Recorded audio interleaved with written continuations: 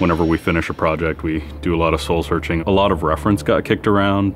The Seven Samurai, the Magnificent Seven. We talked very early on about showing off a more human approach to Spartans. We definitely focused on trying to go back to sort of the core of what made Halo CE, the Combat Evolved, the sort of phenomenon that it is. I remember my first time playing Halo, and I was in that first level, and after winding through these technical corridors, fighting aliens, and then I step out into this world, and it just opens up in front of me, and it's beautiful and alien and huge. That was a sort of seminal moment for me, and I think that's part of what we want to capture in Reach. Something that was core to the game at the beginning was that sense of wonder and exploration. We started with a series of events. We basically set out like, okay, from this date on Reach to this date, we built a military campaign. We all had a desire to really flesh out the backstory of what happened prior to Master Chief and Cortana even entering the picture. We knew there were other Spartans, and it just seemed like such a rich area to tell a character-driven story with new characters. We wanted this team to feel like a Delta Force type team that are usually a smaller number. Why are we not seeing explosives residue? This particular team, Noble Team, they've survived by staying together. You're Noble 6, you're a replacement for a Spartan that's died. You're experiencing this story, boots in the mud. We looked at the story of Reach, and it was obviously a more intimate, character-driven story. We really needed the attention to real-world detail, trying to make these characters' faces really feel like believable. We started everything over from scratch, came up with a whole new rig for how we animate faces and also how we approach like texturing them, modeling them, everything, and just put a lot more time. Difference about a couple million polygons. We absolutely want Reach to tell a human story, and that's going to require us to invest significantly into higher fidelity models, much more open environments, larger numbers of AI than ever before in a Halo game. To pull off the vision for what we had for this game, we ended up gutting almost every part of the engine, retooling things to make it run faster, to make it run better, it looked better. We had to throw out all of our technical systems. We had to then throw out the content that went with it because that content didn't represent the new bar we were going for. Copy that, on our way. Don't need command to tell me. Been on hers half my life. Let's shoot it.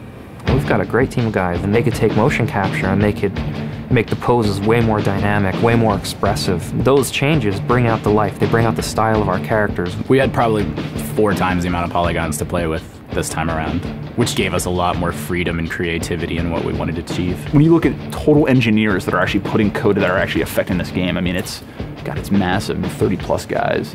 It's crazy. When you shoot a rock face, you'll see sparks, rock chips, dust.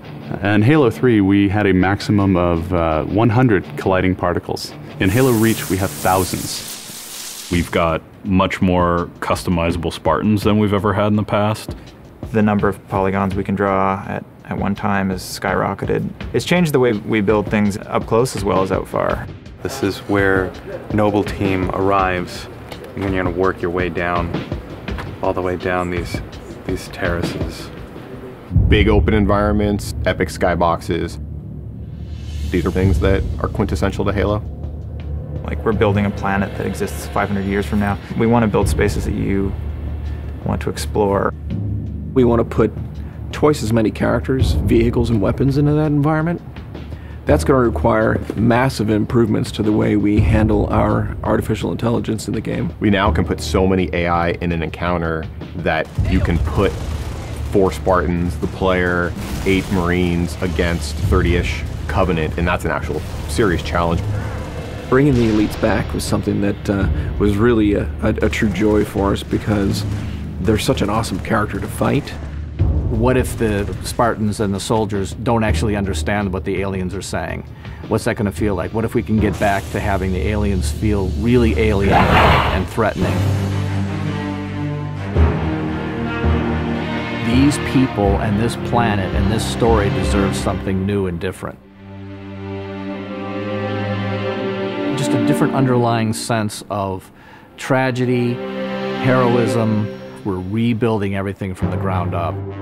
You have to walk this very fine balance. We want to add new things, but we don't want to rough up anybody's baby. I mean, that's the whole thing about the crazy sausage that is Bungie's Halo Reach ODST universe, is that we've sort of developed this gameplay that every person sort of has the different things about it that they like, and I still think that we still struggle to figure out exactly what, you know, like what can we add or remove without pissing off certain people in the population. We looked at the Halo 3 assault rifle, and it really does feel kind of dated. It fit the tech then, but now we have all of these new polygons to play with. We went to a lot of trouble to sort of ground the weapons and the vehicles more in this sort of more real, more gritty world. We refined a lot of the weapons to push them into their particular role, and that role is defined a lot by range and the range of combat that you're going to play. For instance, the DMR, which is a sort of medium to long range suppression marksman rifle.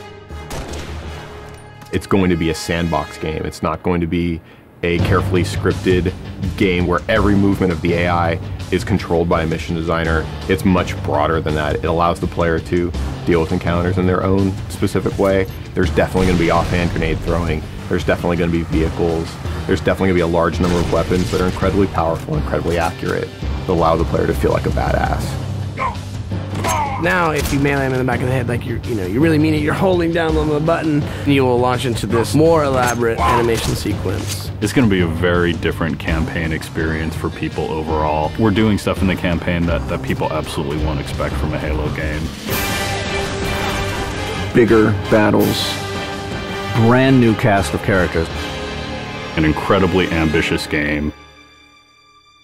Every neuron in my head is firing with just reach, reach, reach. We knew from the beginning what the end was going to be. This is the definitive Halo made by the people who created Halo.